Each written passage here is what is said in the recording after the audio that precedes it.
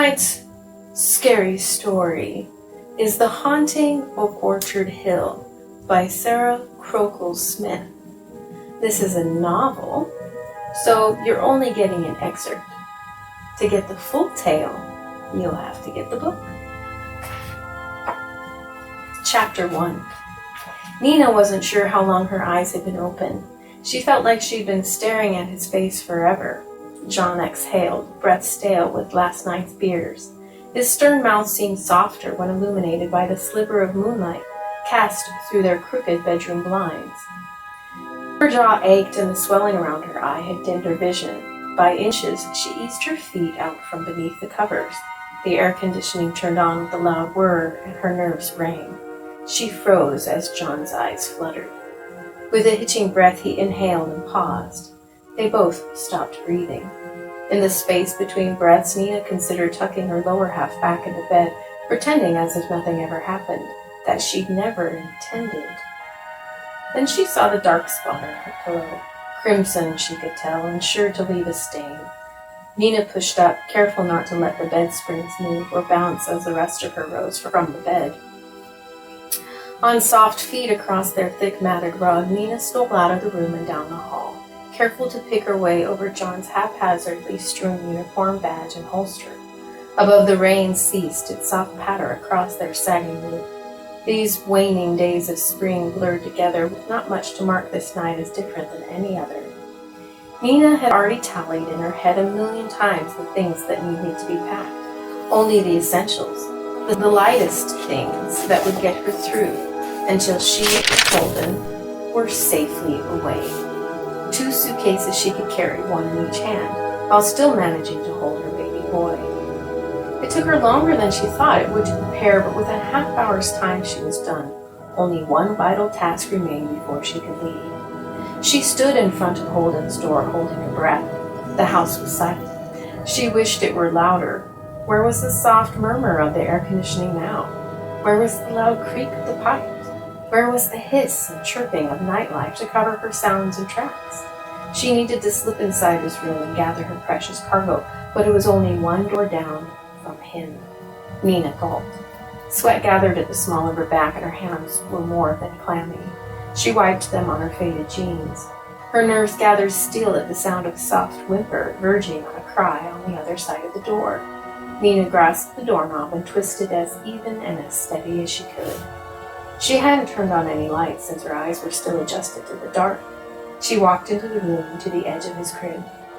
He stood on unsteady feet, looking up at her with doleful eyes, sucking on her pacifier, arms lifted and waiting for her to provide the expected comfort and shelter.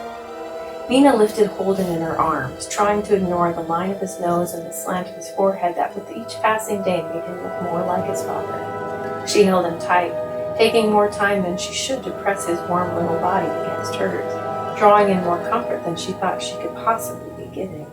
There was a pang of guilt about this, the notion that perhaps she was being selfish, but that couldn't be right, as the dull ache in her jaw reminded her.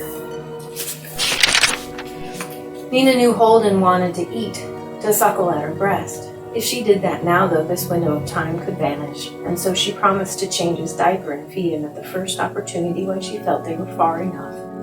Quicker now, she padded down the hall. The shadows leered at her, judges in the night. Nina heard a groan from their room in their marriage bed. John always had a sixth sense, somehow knowing things before she knew them about herself, seeing in her things, terrible things. She'd gotten the suitcase, one in each hand with her son in the crook of her arm. Nina teased open the front screen door with her elbow, pushed it forward with her knee, and braced her back against it. She held her foot out so as not to let it slam. "Damn it," she hissed before clamping her mouth shut. The keys were on the table. Nina went back inside, leaned down, and picked up the keys with her teeth. She couldn't carry more if she tried, yet she reminded herself that all mothers think this, and yet somehow they bear the weight.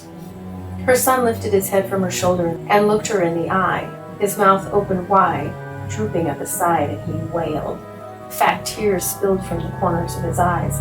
Nina followed his gaze back down that dark, shrouded hall, and then she saw it. The silhouette, the outline of the one thing that she forgot. Such an innocuous item of such importance. the lone stuffed stegosaurus with its plate-like frill down its back. If she didn't get it now, she'd never hear the end of it. She'd never be rid of the guilt of the one thing she left behind, the one comfort her sweet son clung to when he couldn't take a third. Nina set down the suitcase, bile burned in the back of her throat. Of the tears trickling on her clavicle, she couldn't tell which belonged to her and which belonged to Holden. Nina whispered sweet things to him, promises she wasn't sure she could keep, that she'd get the stego for him. Each step she took felt like walking backward, further into the gloom where the light of the moon couldn't penetrate the shadows reaching to hold her down. Faster than she dared, she bent and picked up the stuffed dinosaur. The blood in her veins turned to ice when, from the other side of the door, she heard her grumble and that word, that one sickly sweet word. Honey? Nina had to say something. She had to keep it out of her voice. It's just Holden, sweetheart. I'm just going to feed him real quick and put him down, okay? Don't you worry. Don't you worry? What was she thinking? He was going to know. The seconds between her heartbeats were an eternity. Okay, come back to bed soon, he said. She waited. Finally, she heard another grumble, the tossing sheet and whine of the bed springs. Soft snores resumed. He just turned over. She could have collapsed where she stood, planted in the hall, yet she found the will to gather all her items and leave again. With no incident, Nina loaded Holden into his car seat. It amazed her he didn't fuss. Her son was so tired. His eyelids drooped heavily as he looked at her balefully from out of the corner of them. She nestled Stego into his tiny, chubby arms. He clutched it tightly, closed his eyes, and succumbed to sleep. All was quiet again. She hadn't realized how loud her heart thundered in her ears. Nina got into the car and pulled out of the driveway, careful not to turn on the lights until she was down the street. Townhouses stood like faceless giants lining her way. As she paused at the stop sign at the end of their road, brake lights came alive like red eyes against the rear windshield. She made a meager attempt to relax the tension, pinching her shoulders and clenching her jaw. Nina! The sound of her name on the night air carried away all oxygen and left Nina clutching her chest.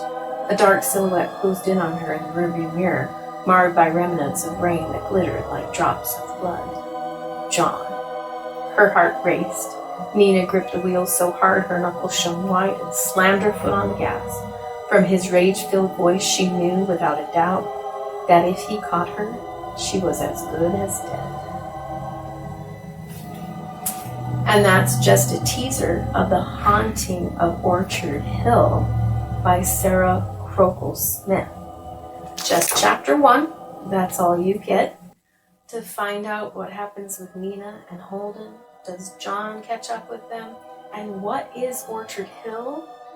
And how does the haunting take place? Ghosts? Sounds good to me. Thank you for listening. Dreadful dreams.